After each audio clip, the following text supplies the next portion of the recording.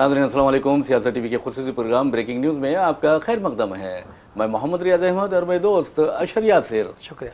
बहरहाल नाज़रीन, जहाँ तक ब्रेकिंग न्यूज़ का सवाल है, आपको हम इंटरनेशनल लेवल पर भी ले जाएंगे और जो हमारे रियासत में सियासी उथल पुथल मची है उसके बारे में भी वाकिफ करवाएंगे। लेकिन जहाँ तक ब्रेकिंग न्यूज़ का सवाल है तो आपको बता दूँ कि अमरीकी सदर डोनाल्ड ट्रंप ने फिर एक बार यानी तकरीबन 13वीं मरतबा ये कहा है कि उन्होंने हिंदुस्तान और पाकिस्तान के दरमियान जंगबंदी करवाई है, जबकि हमारे वज़ीर आज़म नरेंद्र मोदी उसका जवाब देने से कासिर रहे, इंतहाई खामोशी इख्तियार किए हुए हैं और ये बताना चाहते हैं दुनिया को कि खामोशी में कितना फ़ायदा है। क्या वज़ीर आज़म अपनी खामोशी से खुद को बचा रहे हैं या किसी और को बचाने की कोशिश कर रहे हैं, ये एक अहम सवाल है, या फिर किसी रात पर पर्दा डाल रहे हैं। लेकिन जहाँ तक डोनाल्ड ट्रंप का सवाल है तो जैसा कि हमने आपको ब्रेकिंग न्यूज़ सुनाई है, डोनाल्ड ट्रंप ने फिर एक बार कहा है कि हिंदुस्तान और पाकिस्तान को जौहरी तबाही से बचाने के लिए हमने ये काम किया है, यानी जंगबंदी करवाई है। और उन्होंने ये भी कहा है कि हम उनसे दोस्ती नहीं कर सकते, उनसे तिजारत नहीं कर सकते जो एक दूसरे पर गोलियां बरसाते हैं। तो आप अंदाजा कीजिए कि किस तरह डोनाल्ड ट्रंप बबांगे दहल और ओपनली खुलेआम सारी दुनिया को बता रहे हैं कि हिंदुस्तान और पाकिस्तान के दरमियान जंगबंदी हमने की है और दोनों मुल्कों को धमकी हमने दी है और दोनों मुल्क हमारी धमकी से डर गए हैं एक तरह से। और हकीकत भी ये है, अगर डोनाल्ड ट्रंप कहते हैं कि आप जंग रोक दें तो क्या आप जंग रोक देंगे, ये एक अहम सवाल है। और अगर आप जब पाकिस्तान को तबाही और बर्बादी की तरफ ले जा रहे थे उस वक्त अगर डोनाल्ड ट्रंप आपसे कहते हैं कि आप जंग रोक दें, धमकी दें, तो क्या वो आप धमकी को कबूल करेंगे? हिंदुस्तान एक मुख्तदर आला मुल्क है और मुतल्लकुल अन्नान मुल्क है और एक अजीम मुल्क है और इससे कोई धमकी नहीं दे सकता। और डोनाल्ड ट्रंप धमकी देते हैं और हमारे वज़ीर आज़म खामोशी से सह लेते हैं, तो ये बहुत ही खतरनाक बात है। वैसे भी नाज़रीन आपको बता दूं कि जहाँ तक ट्रंप का सवाल है, ट्रंप जिस वक्त हलफ बर्दारी हो रही थी ट्रंप की, उस तकरीब में भी वज़ीर आज़म नरेंद्र मोदी को मदऊ नहीं किया गया था। हालांकि जे.एस. शंकर जो हैं उन्हें मदऊ किया गया था, जिनके बारे में राहुल गांधी की जे कहते हैं उन्हें। अब जे क्यों कहते हैं हमने पहले भी आपको प्रोग्राम में समझा दिया था और अब बार बार समझाने का कोई फायदा नहीं है, सारी दुनिया जान चुकी है जे का मतलब क्या होता है। तो बहरहाल ये एक खबर है, लेकिन हैदराबाद को हम आपको लिए चलते हैं, हैदराबाद और मध्य प्रदेश। अब अंदाजा कीजिए ईद उल अज़हा होती है, ईद उल अज़हा के दौरान जो जानवरों की कुर्बानियाँ बाहरगाह रब्बुल इज़्ज़त में पेश की जाती हैं, खास तौर पर दुम्बे जो होते हैं, बकरे जो होते हैं, उनकी फरोख्त बड़े पैमाने पर होती है और अरबों डॉलर का कारोबार ईद के 3 दिनों के दौरान होता है या उससे पहले होता है। और हिंदुस्तान की मईशत में ये जो ईद कुर्बानी है वो कौमी मजमूई पैदावार में अहम किरदार अदा करती है। गरीब किसान इस ईद का इंतज़ार करते हैं, वो ये नहीं देखते कि मुसलमान ईद मना रहे हैं, बल्कि वो गैर मुस्लिम होने के बावजूद भी इसलिए ईद का इंतज़ार करते हैं कि कहीं के उनके जानवर फरोख्त हो जाएं। तो बहरहाल अरबों डॉलर्स कमाते हैं ये किसान और हुकूमत के ख़जाने को ज़बरदस्त सहारा मिलता है। लेकिन आपको बता दूं कि हैदराबाद की में एक राजा सिंह आप अच्छी तरह जानते हैं, उसकी मकबूलियत घटती जा रही है और वो अपने आप को यानी लोगों में जिंदा रखने के लिए कुछ ना कुछ अजीबोगरीब बयान देता है। लेकिन अफसोस ये होता है कि पुलिस उसके खिलाफ मुकदमात दर्ज करती है और ऐसा लगता है कि वो कमज़ोर मुकदमात होते हैं, नतीजे में वो बरी हो जाता है। अब उसने कहा है कि जो जानवर काटेंगे हम उनका कत्ल करेंगे, जिस तरह ये इनका हक है जानवर काटना, उनका कत्ल करना हमारा हक है, इस तरह की बातें वो कर रहा है और हमारी पुलिस है कि खामोश बैठी हुई है। मैं समझता हूँ कि इस तरह की जो गैर कानूनी हरकतें करते हैं या फिर गैर कानूनी बातें करते हैं, मुल्क दुश्मन बातें करते हैं, कत्ल गारत की बातें करते हैं, उन्हें लात मारकर अंदर ले जाना चाहिए, जो सलाखों के पीछे ढकेल देना चाहिए दोबारा और उनके साथ इस तरह का इबरतनाक सलूक करना चाहिए कि दोबारा वो आवाज न कर सकें या भोंक ना सकें, क्योंकि इस तरह के जो कुत्ते भोंकते हैं फिरका परस्ती के, उनकी वजह से माहौल खराब होता है। तो बहरहाल हम चलते हैं पहली खबर की तरफ, डोनाल्ड ट्रंप के बयान को लेकर अब हिंदुस्तान में क्या होगा ये पूछेंगे अशर यासिर से। बिल्कुल सर, जिस तरह से डोनाल्ड ट्रंप ने 8वीं बार या 9वीं बार ये बात बोल दी है जी जी कि ये जो दोनों देशों का सीज़फायर मैंने करवाया है और ये तिजारती उससे हुआ है। जी हाँ, इसी पे को लेकर के कल भी हमने देखा है कांग्रेस पार्टी ने काफ़ी ज़्यादा वो किया कि अगर एक देश के राष्ट्रपति ये बार बार बात कर रहे हैं तो हमारे देश के प्रधानमंत्री इस पे जवाब क्यों नहीं दे रहे। और ये बात हम लोग इस प्रोग्राम में बैठ के कई बार कर चुके हैं सर, कि जब से सीज़ फायर हुआ है तब से डोनाल्ड ट्रंप जो हैं कई बार कई अलग अलग जगहों पे बातें बोल चुके हैं कि हमने सीज़ फायर करवाया, लेकिन देश की जो नरेंद्र मोदी सरकार है या देश की जो एनडीए सरकार है, केंद्र सरकार है, वो अभी तक कोई इसके बारे में जवाब नहीं देती है। उससे जब ये सवाल पूछा जाता है तो उल्टा कांग्रेस पर ही निशाना साधती है कि ऐसा नहीं हुआ है और ये चीज़ें सब अलग हैं वगैरह वगैरह। लेकिन क्या देश के प्रधानमंत्री जो अपने आप को दोस्त बताते हैं ट्रंप का कि हम बहुत अच्छे दोस्त हैं ये वो, क्या वो इस पे कोई जवाब दे सकते हैं? या फिर वो रैलियां करेंगे और भाषण देंगे मंचों पे खड़े होकर के, जिस तरह से उन्होंने अभी 2 दिन पहले भाषण दिया था क्या बोलते पश्चिम बंगाल में जा कर के कि यहाँ पे जो सरकार है और सरकार के जो मंत्री हैं वही हर चीज़ में मुलविस होते हैं, जो भी चीज़ होती है उसमें यहाँ की सरकार जिम्मेदार होती है। उसके बाद ममता बनर्जी ने एक इल्ज़ाम लगाया कि आप आइए और हमारे साथ डिबेट कीजिए, अपना टेलीप्रॉम्प्टर लेकर के भी आ जाइए, हमें कोई प्रॉब्लम नहीं है। लेकिन क्या इन मुद्दों पे जो देश के मुद्दे हैं उन पे देश के प्रधानमंत्री नरेंद्र मोदी कभी जवाब देंगे? क्या ट्रंप के इस बयान का अभी तक किसी बीजेपी लीडर ने जवाब दिया कि ट्रंप बार बार क्यों ये कह रहे हैं और ट्रंप कौन होते हैं कहने वाले? क्योंकि हमने देखा जब से सीज फायर रुका है तब से ट्रंप आज 8वीं या 9वीं बार वो सर ऐसा 13वीं मरतबा बोल दिया, 13वीं मरतबा बताइए बोल दिया उन्होंने कि ये सीज फायर हमने करवाया। और अगर वही बात करें सर, आपने हैदराबाद की बात की राजा सिंह की, तो राजा सिंह ने बयान दिया कि 7 जून के दिन बकरीद के अवसर पर एक भी गाय बछड़ा कटना नहीं चाहिए, इसकी व्यवस्था पुलिस अधिकारी करें। MIM के कॉरपोरेटर MLA को रोड पर आकर तमाशा करने से रोके वरना हम तांडव करेंगे। गौ माता की रक्षा कैसे करनी है ये हमें आता है। इसके जवाब में प्रज्ञा ठाकुर ने एक बयान दिया, उन्होंने कहा कि जो भारत को काटने की नीयत रखते हैं उन्हें चुन चुन कर निपटाने का वक्त आ गया है। अब तो हैदराबाद में हमारे भाई टी राजा सिंह ने भी कह दिया है कि गाय काटना अगर तुम्हारा धर्म है तो तुम्हें काटना हमारा धर्म है। जिस तरह से धमकियां दी जा रही हैं सर, आपने ये सही बात बोली कि हमारे जो तेलंगाना की पुलिस है या मध्य प्रदेश की जो पुलिस है उसको इस बारे में इस पे केस करना चाहिए कि इस तरह की, हमने सर शुरुआत में भी एक बात कही थी कि जब बकरीद का वक्त आता है तो कम से कम गवर्नमेंट को एक लेटर जारी करना चाहिए। जो लोग अपने जानवरों को लेकर के बेचने आते हैं या जो लोग उसको खरीद के ले जा रहे हैं उन पे हमने देखा कई बार जो है ये गौरक्षक जो है ये हमला कर देते हैं। लेकिन आज तक ये गौरक्षक जो हैं या टी राजा सिंह हो गए या प्रज्ञा ठाकुर हो गई, इन्होंने कभी केंद्र सरकार में देश के प्रधानमंत्री नरेंद्र मोदी से ये पूछा है कि देश की सबसे बड़ी बीफ एक्सपोर्ट कंपनी कौन है और उसका मालिक कौन है और वो कितना आपको फंड देती है, आप उससे कितना पैसा लेते हैं? इस बारे में अभी तक कोई जवाब नहीं दिया गया, ना ही कभी ये सवाल पूछा जाएगा। क्योंकि जहाँ पे बीजेपी का फायदा हो रहा होता है बड़ी पार्टी में, वहाँ पे बीजेपी कुछ नहीं करती है, लेकिन जहाँ छोटे छोटे व्यापारियों का फायदा हो रहा है उनको खत्म कराने की कोशिश करती है। ये इल्ज़ाम विपक्ष शुरू से ही लगा रहा है जब से GST लेके आए। बिल्कुल आपने सही कहा। बहरहाल नाज़रीन, आपको बता दूं कि राजा सिंह की तो एक आदत है, क्योंकि अक्सर देखा जाता है कि वो बकरीद के मौके पर भौंकने लगते हैं। मिसाल के तौर पर आप अंदाज़ा कीजिए कि भौंकने लगते हैं, हमें खिलाफ बात करते हैं। आप अंदाज़ा कीजिए कि अक्सर हमारे हैदराबादी मुहावरा, एक हैदराबादी मुहावरा है कि इस बैल को क्या मालूम। तो ये जो इस तरह के लोग होते हैं बैलों की तरह होते हैं, इनका जो दिमाग होता है इंतहाई मुंड दिमाग के होते हैं, ये सोचने की सलाहियत नहीं रखते, ये कुछ अच्छे बुरे में तमीज़ नहीं कर सकते। सिर्फ इनको एक चीज आती है और वो आती है तबाही और बर्बादी, समाज को तोड़ना, मजहबी खुतूत पर लोगों को तकसीम करना। जबकि इन्हें ना तरक्की मालूम, ना इन्हें ये भी अंदाजा नहीं है कि आज वज़ीर आज़म नरेंद्र मोदी को ये एजाज़ हासिल है, उनके सर पर ताज रखा जा रहा है सारी दुनिया में, मोदी जी के सर पर, कि आपका जो मुल्क है बीफ यानी गाय का गोश्त सबसे ज्यादा बाहर भेजता है। ये मोदी जी को एजाज दिया जा रहा है, ये मोदी जी के सर पर ताज रखा जा रहा है और कहा जा रहा है कि आपकी हुकूमत में सबसे ज्यादा बीफ यानी गाय का गोश्त बैरून मुमालिक को भेजा जा रहा है। तो ये गाय को कौन काट रहा है, ये गाय को कौन जुबा कर रहा है? क्या राजा सिंह में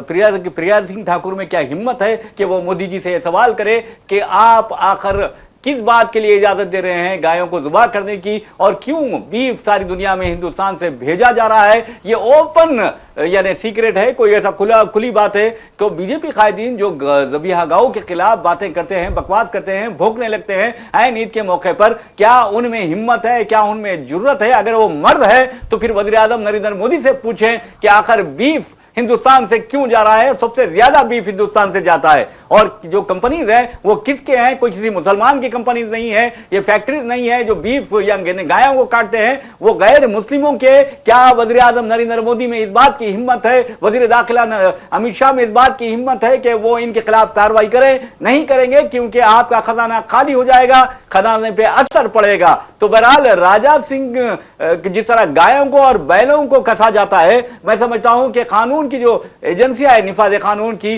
राजा सिंह को उसी तरह कसना चाहिए। उसे यह पता नहीं है कि हुकूमत की जानिब से, हेल्थ डिपार्टमेंट की जानिब से गायों को नहीं बल्कि बैलों के लिए, भैंसों के लिए मेडिकल सर्टिफिकेट जारी किया जाता है। और जब मेडिकल सर्टिफिकेट जारी किया जाता है, उस मेडिकल सर्टिफिकेट की बिना पर ये लोग बड़ा जानवर खरीदते हैं। गाय कभी नहीं काटी जाती, हैदराबाद में 90 बछड़ा काटा जाता है तो मैं समझता हूं कि भैंस काटी जाती है और बैल काटा जाता है। और मैं समझता हूं कि कोई फिरका परस्त बैल को नहीं काटते, बल्कि जो चारा खाता है वो बैल कटता है। तो कहने का मतलब यह है कि राजा सिंह को ये अच्छी तरह जान लेना चाहिए। हुकूमत अच्छी तरह जानती है, पुलिस अच्छी तरह जानती है कि जो मेडिकल सर्टिफिकेट जारी किए जाते हैं उस बुनियाद पर बैलों को फरोख्त किया जाता है। और किसान जो गरीब है, जो ऐसे बैल को फरोख्त करता है जो हल चलाने के काबिल नहीं होता। और दूसरी अहम बात नाज़रीन आपको बता दूं कि ये सिर्फ और सिर्फ बहाना है। अपनी मकबूलियत जो खो चुका है वो उस मकबूलियत को दोबारा हासिल करना चाहता है। जबकि आप देखेंगे कि पुलिस को खास तौर पर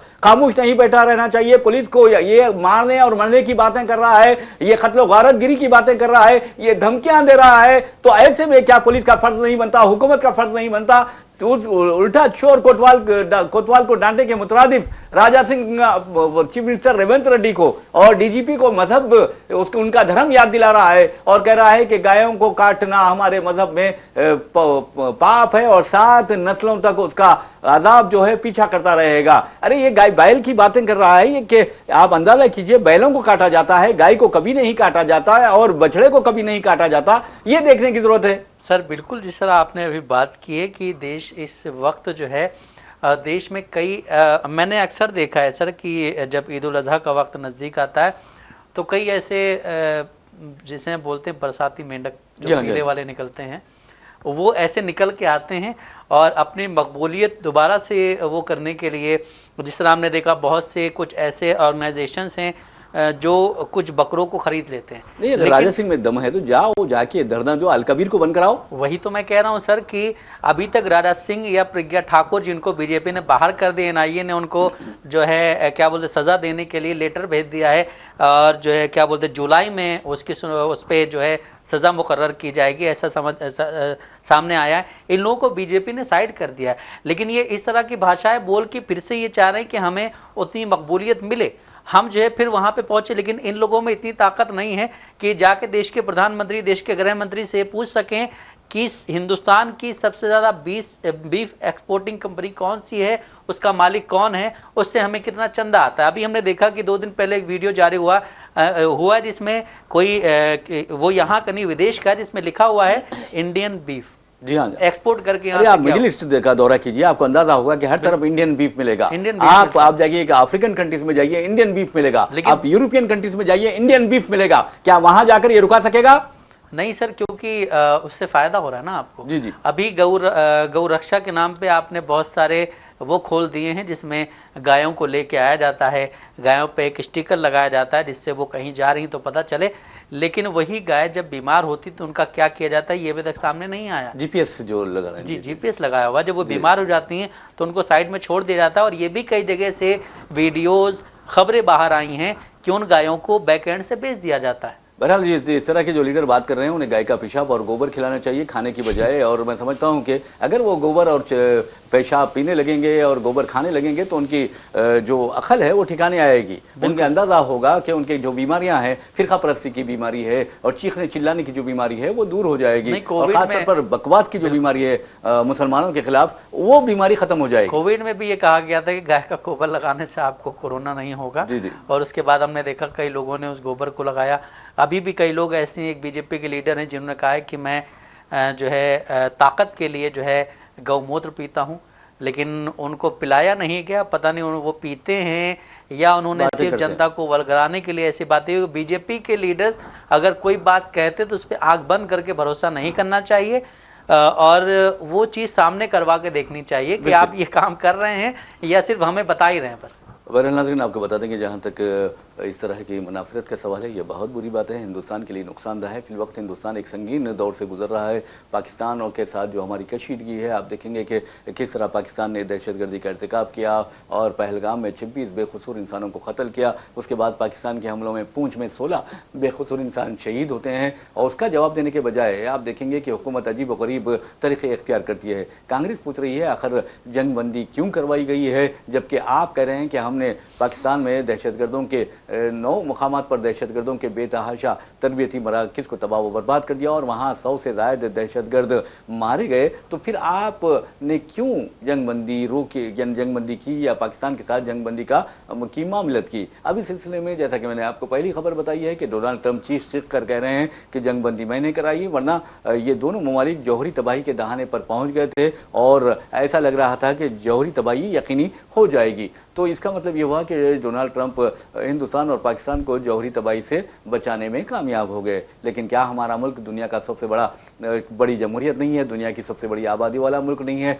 दुनिया में सबसे ज़्यादा मज़ाहिब रखने वाला मुल्क नहीं है? ये सोचने वाली बात है। क्या हमारा मुल्क एक मुक़्तदर आला मुल्क नहीं है? और क्या हमारा मुल्क हिंदुस्तान की जो, जैसा कि मैंने आपको कहा कि सबसे बड़ी कंज्यूमर मार्केट है और ये मार्केट सारी दुनिया को अपनी तरफ बुला रही है, और इसके बावजूद हम एक देखेंगे कि दुनिया में सबसे ज़्यादा जो मज़ाहिब के लोग रहते हैं वो हिंदुस्तान में रहते हैं। उसके बावजूद भी यहाँ का जो माहौल है वो दुनिया के दिगर ममालिक से कहीं ज़्यादा बेहतर है। ऐसे में क्या अमेरिका हमको डराता है और हम उसके डर के मारे सौदे कर लेते हैं? ये सोचने वाली बात है। अब ये सवाल पैदा होता है कि आखिर अमेरिका ने जब डराया था, धमकी दी थी तिजारत की, तो आप उसकी धमकी में क्यों आए हैं? वज़ीर-ए-आज़म नरेंद्र मोदी से कांग्रेस ने ये सवाल किया, लेकिन बेचारों के पास कोई जवाब नहीं है और ना जवाब देने के वो काबिल फिल वक्त हैं। हाँ, वो तकारीर करते हैं, बड़े बड़े डायलॉग बोल जाते हैं, कभी रोटी की बात करते हैं, रोटी खिलाने की बात करते हैं पाकिस्तानी को, अगर नहीं खाएंगे तो वो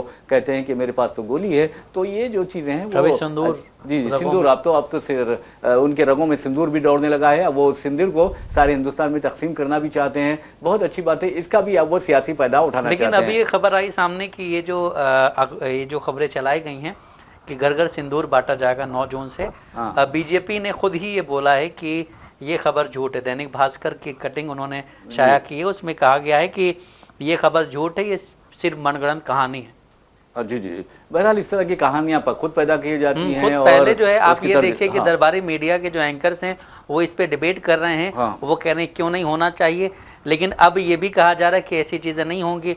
उससे बीच में ये भी कहा गया, अभी हम बात करें थे इससे पहले प्रोग्राम में, कि कुछ लोगों ने भी इस पे वीडियो बनाया। उन्होंने कहा है कि बीजेपी हमें कौन होते सिंदूर देने वाली, और बीजेपी कार्यकर्ता अगर हमारे घर आएंगे तो हमारे डंडों से पीटेंगे। शायद उन चीज़ों से डर करके भी ये फैसला वापस लिया गया। वैसे भी आप देखेंगे कि जहाँ तक बीजेपी का सवाल है, बीजेपी के अक्सर कायदीन कौम की खिदमत का बहुत ज़्यादा शौक़ होता है। इन्हें आरएसएस के कायदीन कौम की खिदमत का, मुल्क की खिदमत का शौक़ बहुत ज़्यादा होता है। ये अलग बात है कि आरएसएस मुझे जंग आज़ादी में से दूर रही है, तो हिंदुस्तान छोड़ दो तहरीक ख़ास तौर पर आरएसएस के उस वक्त के सरबराह ने वाज़े तौर पर आरएसएस वर्कर्स को इजाज़त हुक्म दिया था कि वो हिंदुस्तान छोड़ दो तहरीक से ख़ुद को दूर रखें। तो आप अंदाज़ा कीजिए कि लोग बहुत ज़्यादा कौमी खिदमत में का जज्बा रखते हैं, जैसा कि जज्बा मुझे जद्दोजहद आज़ादी में इन्होंने दिखाया है, गांधी जी के कत्ल के मौके पर इन्होंने दिखाया है। तो ये जो जज्बा है इनका, इस जज्बे की वजह से ये कह रहे हैं और कहते रहेंगे। तो बहरहाल अब ये खबर जो आ रही है वो ये ट्रंप की आ रही है। हमने आपको ट्रंप की खबर सुनाई भी है, लेकिन वो कहते हैं कि ईरान के साथ जो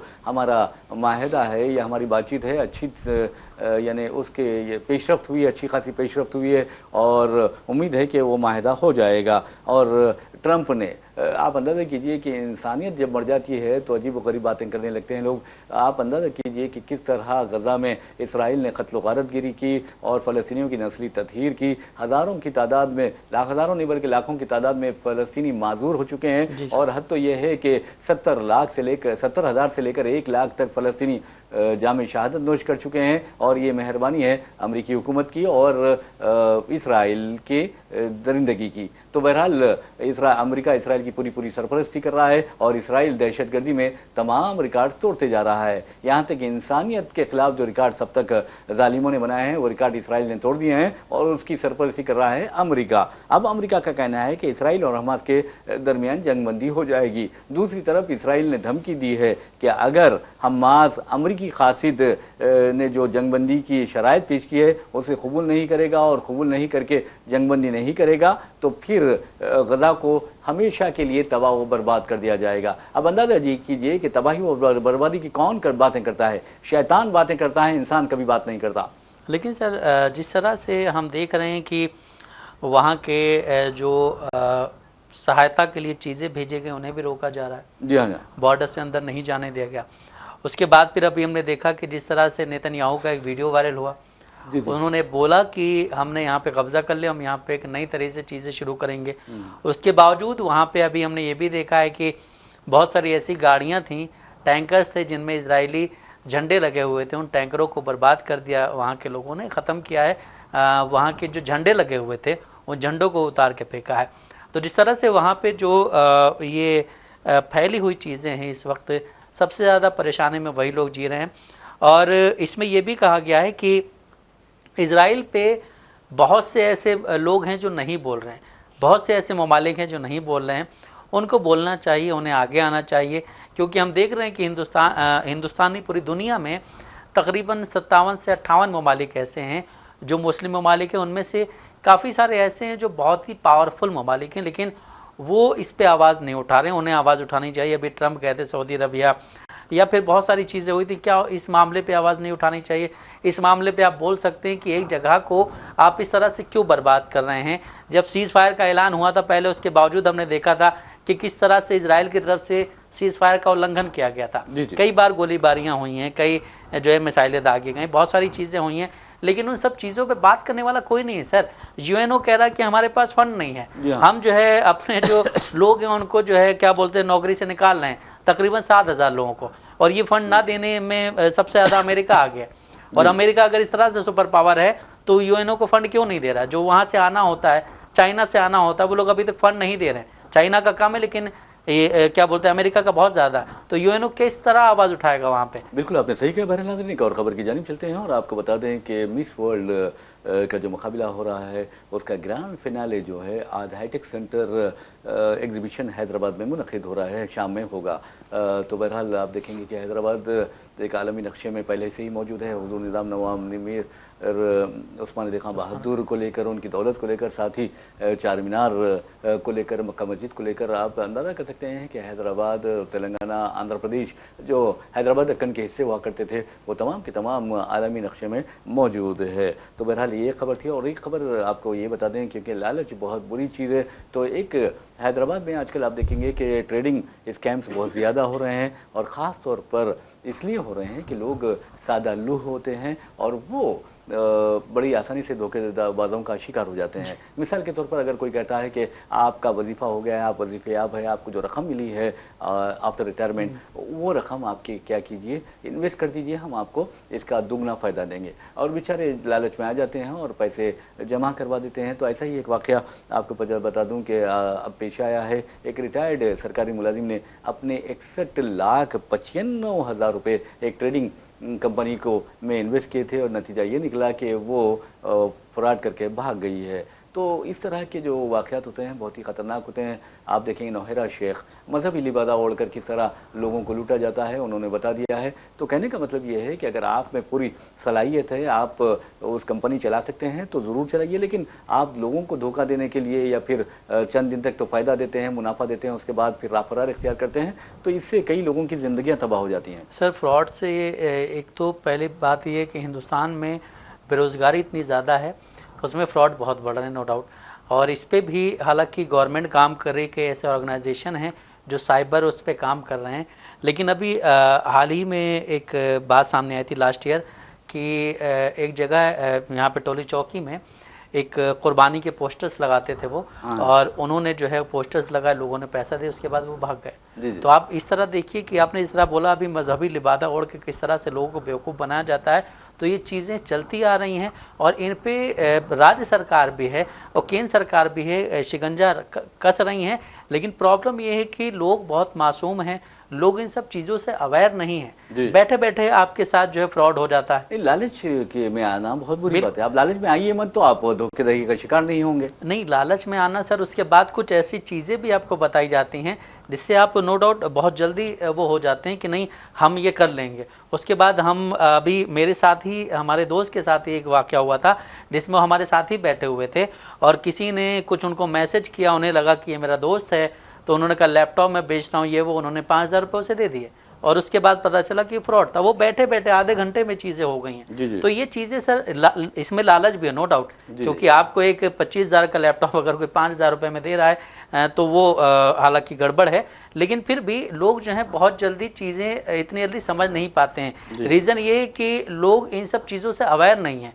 इन चीज़ों की अवेयरनेस के लिए भी जो है गवर्नमेंट को एक प्रोग्राम चलाना चाहिए कि किस तरह से अगर कोई कॉल आती है आपके पास, कोई मैसेज आता है। अब तो एक नया टेक्निक उन्होंने वो किया ईजाद कि एक अननोन नंबर से एक आपके पास फ़ोटो आएगा, उस फोटो को आप डाउनलोड करेंगे, उसके बाद आपके अकाउंट खाली हो जाएंगे। तो ये सब चीज़ें चलें। आप देखिए वो लोग कितनी हाईटेक जो है टेक्नोलॉजी है उसका इस्तेमाल कर रहे हैं। ये टेक्नोलॉजी उनके पास आती कहाँ से, इस पर भी बात होनी चाहिए और केंद्र सरकार को या फिर जो IT मंत्रालय है उसको इस पे जो है बैन करना चाहिए। कुछ रिस्ट्रिक्शंस भी लगाने चाहिए, लोगों के लिए एक प्रोग्राम शुरू करना चाहिए कि भाई इस तरह की चीज़ें अगर हों तो आप क्या कर सकते हैं। प्रोग्राम शुरू करने के अलावा जो शरायत हैं, गवर्नमेंट के जो नॉर्म्स होते हैं, रूल्स एंड रेगुलेशंस होते हैं, उसे बहुत ज़्यादा सख्त बनाने चाहिए ताकि ये जो लोग हैं धोखा देने वाले, वो सरमायाकारों को धोखा ना दें। तो बहरहाल नाज़रीन, इसी के साथ हम अपना प्रोग्राम ब्रेकिंग न्यूज़ इख्तिताम को पहुँचाते हैं। अपने मेज़बान मोहम्मद रियाज अहमद और मेरे साथी अशर यासिर को इजाज़त दीजिए। इंशाल्लाह फिर मुलाकात होगी, फिर बात होगी। तब तक के लिए अल्लाह हाफ़िज़।